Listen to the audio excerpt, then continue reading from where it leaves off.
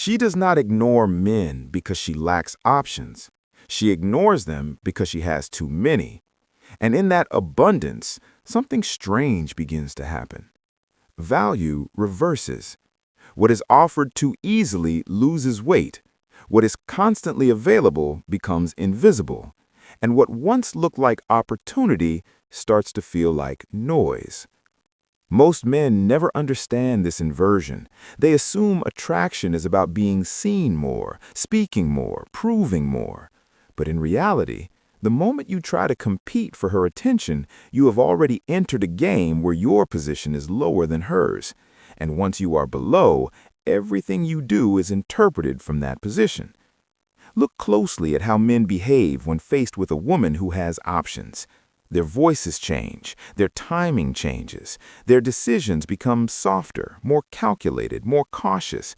They begin editing themselves in real time, hoping to align with what they think she wants.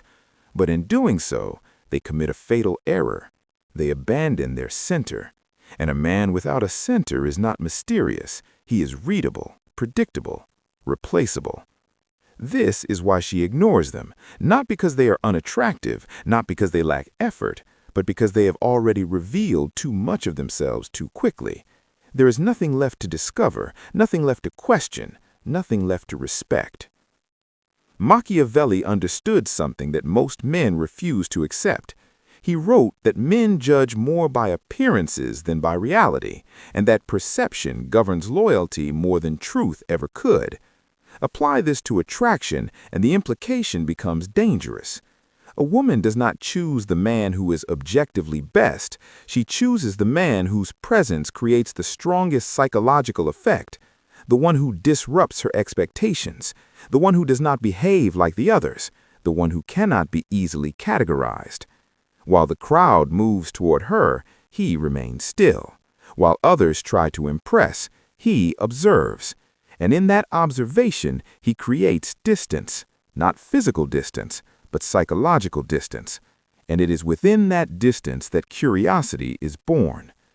You have been taught that attraction is built through consistency, through showing interest, through proving intention. But that teaching was designed for stability, not desire. Desire operates on a different axis entirely. It feeds on uncertainty, on contrast, on emotional tension. The man who gives everything up front removes the very conditions that make desire possible. He answers every question before it is asked. He offers reassurance before doubt can form. He becomes safe, and in becoming safe too early, he becomes forgettable. Because what is immediately understood is rarely pursued. Now consider the one she chooses. He does not overwhelm her with attention. He does not rush to fill silence. He does not explain himself beyond what is necessary. There is a restraint in him that feels unnatural in a world where everyone is trying to be noticed, and that restraint creates friction. She cannot immediately read him. She cannot predict his next move, and the human mind is not comfortable with unpredictability. It tries to solve it, it returns to it, it replays it, and without realizing it, she begins investing attention into him, not because he demanded it, but because he did not. This is the paradox most men fail to grasp. Attention is not gained by asking for it. It is gained by controlling where it is not given. Every man she ignores is trying to enter her world. The one she chooses makes her question why she cannot fully enter his. And that question becomes a hook, a subtle psychological pull that draws her back again and again, not because he chased her, but because he remained just out of reach, not distant enough to disappear, but controlled enough to avoid being consumed. Machiavelli warned rulers never to be too generous, because excessive generosity breeds contempt rather than loyalty. The same principle governs attraction. When a man gives too much of his time, his validation, his emotional availability, he does not increase his value, he dilutes it. Because value is not measured by how much you give, it is measured by how much is required to access you. And when access is too easy, appreciation disappears. Not consciously, not maliciously, but structurally. The human mind simply does not assign high value to what it can have without effort. So she ignores the many because they offer themselves without resistance. They present no challenge, no uncertainty, no depth that requires exploration. They are available, and availability without structure is indistinguishable from lack of value. But the one she chooses, he introduces a different dynamic entirely. He is present, but not predictable, interested, but not dependent, engaged, but never chasing. And within that balance, he creates something rare, a sense that he is there by choice, not by need. And that distinction changes everything. Because the moment she feels that you are choosing her rather than needing you, the entire psychological frame shifts. Now she is no longer evaluating whether you are worthy of her attention. She begins evaluating whether she is worthy of yours. And this is where power quietly transfers. Not through dominance, not through force, but through positioning, through the silent communication that your value does not depend on her response. Most men cannot hold this position. The moment they feel interest, they lean forward, they accelerate, they try to secure the outcome before it is formed. But in doing so, they collapse the very tension that made the interaction meaningful. They move too fast, reveal too much, and eliminate the uncertainty that drives attraction. The chosen man does the opposite. He allows space. He lets moments breathe. He does not rush to define what does not need definition. And in that patience, he creates depth. You must understand this clearly. She is not choosing based on logic. She is responding to emotional architecture, to how you make her think, how you make her feel, and more importantly, how you make her question. The one who triggers the deepest psychological engagement is the one who remains, not because he tried harder, but because he did less of what everyone else was doing. And that is where your transformation begins.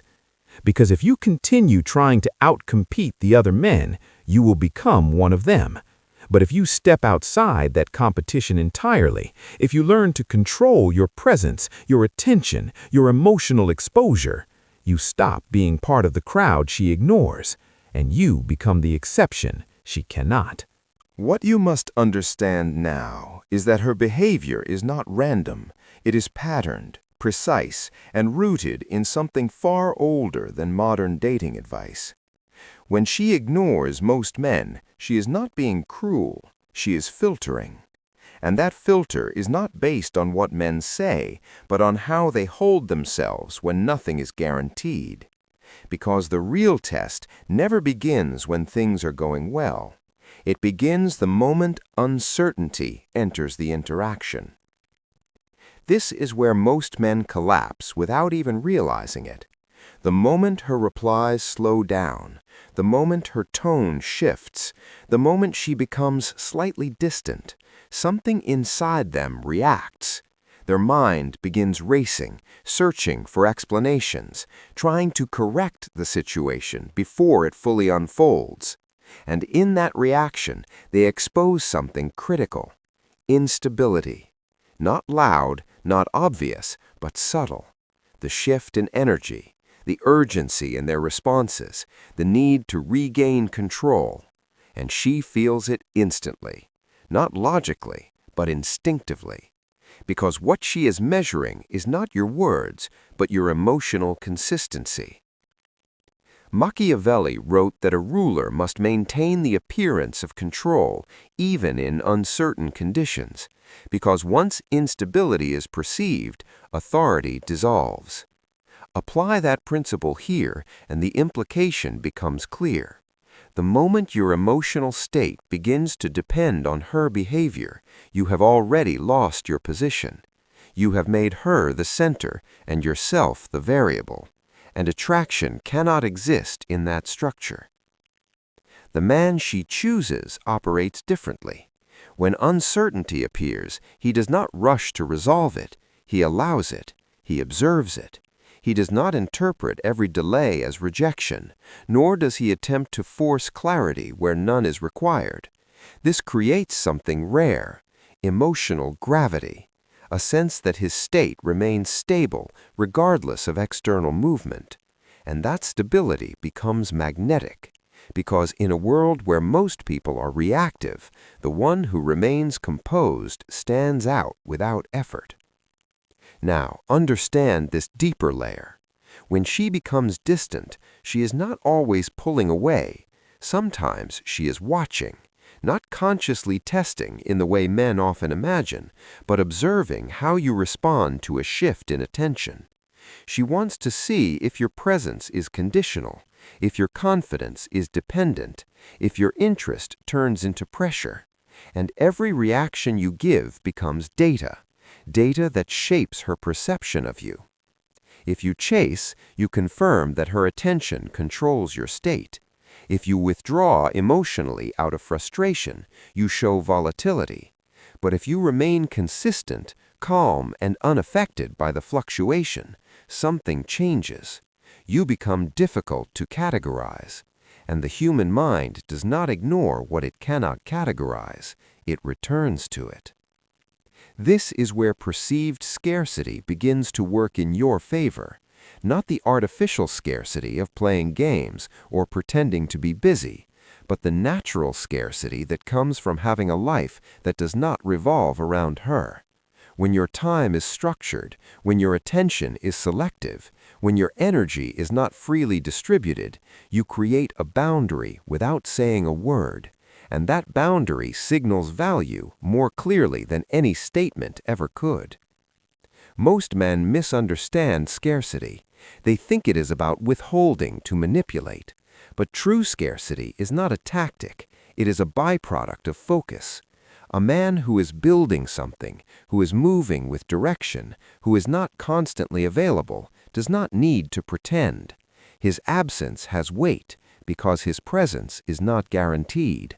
And that unpredictability creates engagement. Machiavelli warned that those who are always available lose their significance because familiarity without variation breeds contempt. And this is exactly what happens when a man becomes too present too quickly. He removes the need for pursuit. He eliminates the tension that makes attention meaningful. And without tension, there is no reason for her to invest further. The chosen man understands something subtle but powerful. He does not try to become the center of her world. He remains the center of his own. And because of that, he cannot be easily pulled out of position. When she reaches out, he responds, but he does not overextend. When she pulls back, he does not collapse. He maintains his rhythm. And in doing so, he creates contrast against every other man she interacts with. This contrast is what separates him, not louder words, not greater effort, but controlled presence. While others try to impress, he remains grounded. While others try to secure attention, he allows it to come and go without attachment.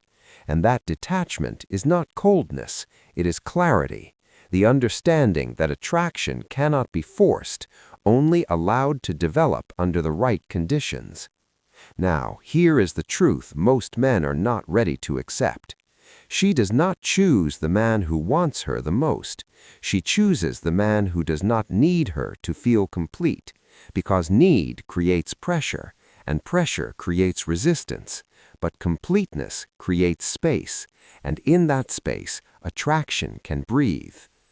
When you no longer operate from the fear of losing her, your behavior changes without effort. You stop over-explaining. You stop chasing responses. You stop trying to control outcomes that are not yours to control. And this shift is felt immediately, because now your presence carries a different energy, not one of pursuit, but of selection. This is the final inversion. The moment you stop trying to be chosen, you become the one who chooses, and that shift redefines the entire dynamic.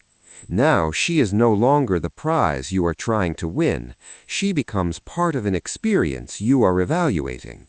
And when she senses that, when she realizes that your interest is not automatic, not guaranteed, something activates within her. She begins to invest.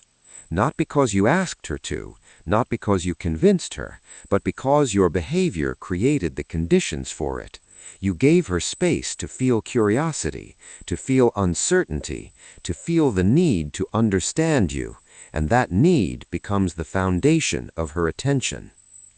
This is why she ignores 100 men and chooses one, because the 100 try to enter her world, while the one creates a world she cannot fully access. The 100 react, explain, and chase. The one observes, decides, and remains centered. The 100 make themselves available. The one makes himself valuable. And value is never declared, it is perceived.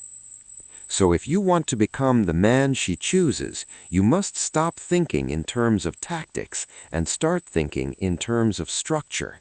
How you manage your attention, how you respond to uncertainty, how you hold your emotional state when nothing is guaranteed. These are the variables that define your position. Because in the end, attraction is not about what you say or what you do. It is about what your presence communicates when you are not trying to communicate anything at all. And once you understand that, you stop chasing outcomes and start controlling the only thing that ever mattered: yourself. If this changed the way you see attraction, then you already know what to do. Like the video, share it with someone who is still stuck trying to compete, and subscribe for more insights into the hidden architecture of power, perception, and human behavior. And if you're ready to go deeper, check the link in the description. That's where the real transformation begins.